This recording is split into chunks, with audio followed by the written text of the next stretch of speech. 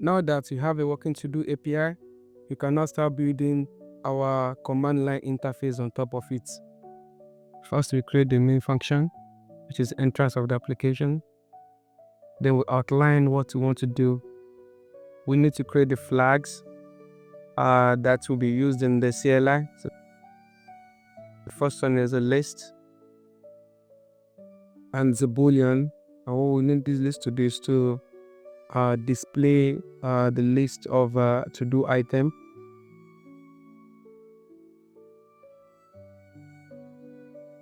The next one is the task parameter, and this is a string flag, and is going to be the name of the flag of the task to be added.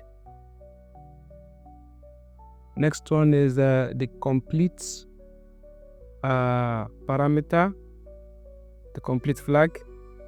This is an integer. It's going to take values from 1 to whatever task you want to assign. So it's going to complete a task based on the index that is being sent to it.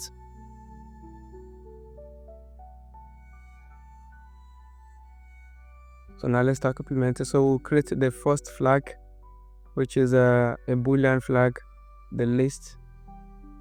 Don't forget, for every flag we have 3 parameters: the name of the flag, the default value, and the usage of that particular flag.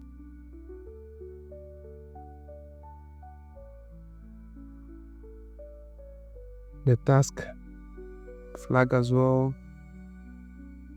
It's a string task, so it is going to be the default value for this one is going to be an empty string.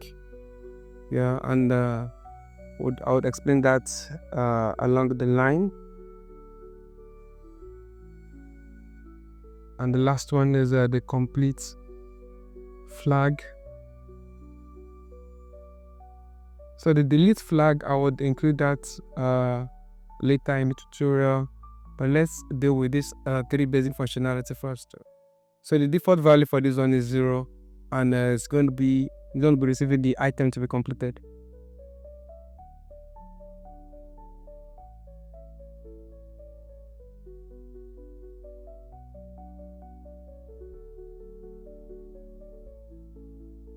So we need to create a reference to the to-do list.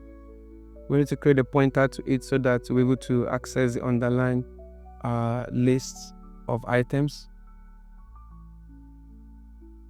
Then we need to populate the list by calling the get method. Remember, we created a get method. So this is going to populate the lists variable if there is any item in the list in the file. For now, I'm putting file name. I'm going to create the variable very soon. So you check if there's an error, and if there is, it's going to return an error.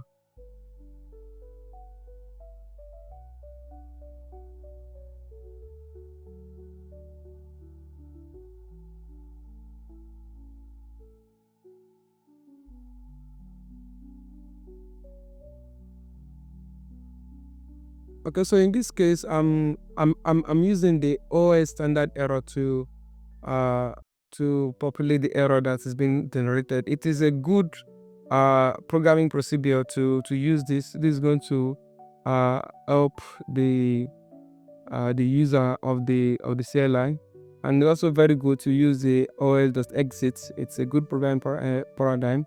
So at least you're exiting with a value. So then we create the switch to decide which of the parameters that we receive from the CLI.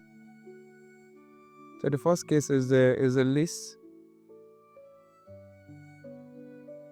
And don't forget, for every flag created, it's a pointer, so we need to dereference it. So that is why we're having a star before the list parameter. So I'm using the range to iterate over the list of items in the to-do list, and I'm printing it to the console.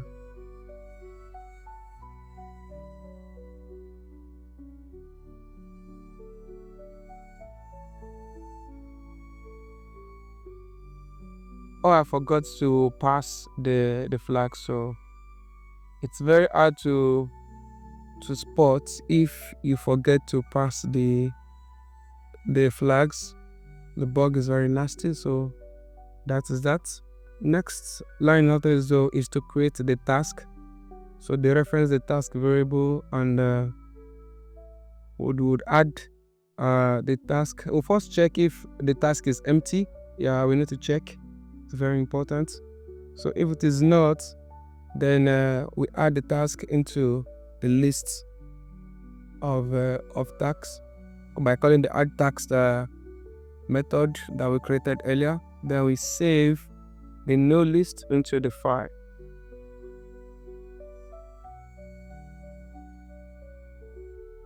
So let me just create a file name now.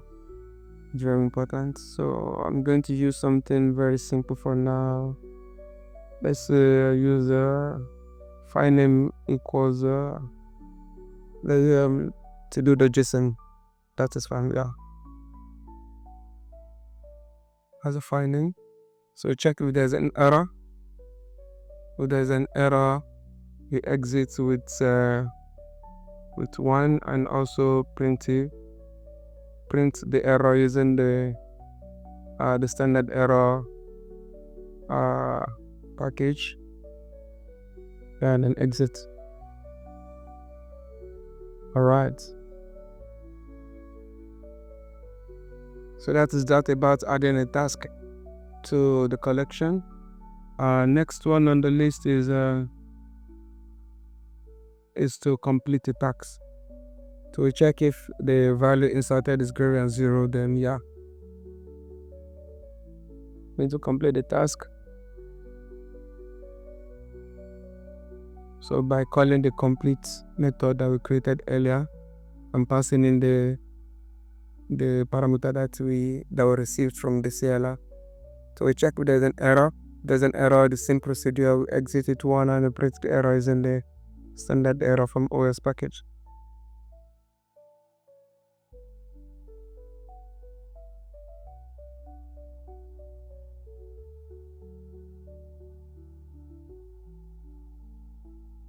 Yeah, so we exit.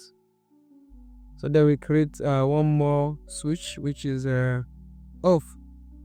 Then we need to save the no list into the file once we complete the task. The same thing, so just copy and paste.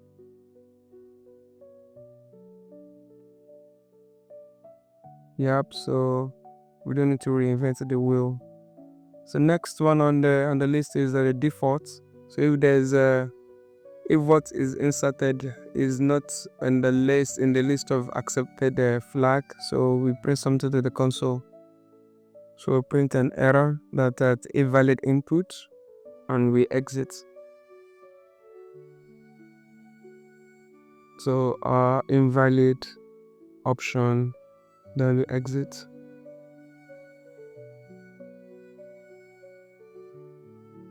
Alright, so this is our CLI.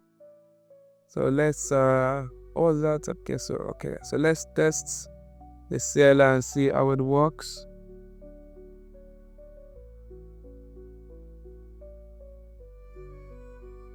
So we run using the main.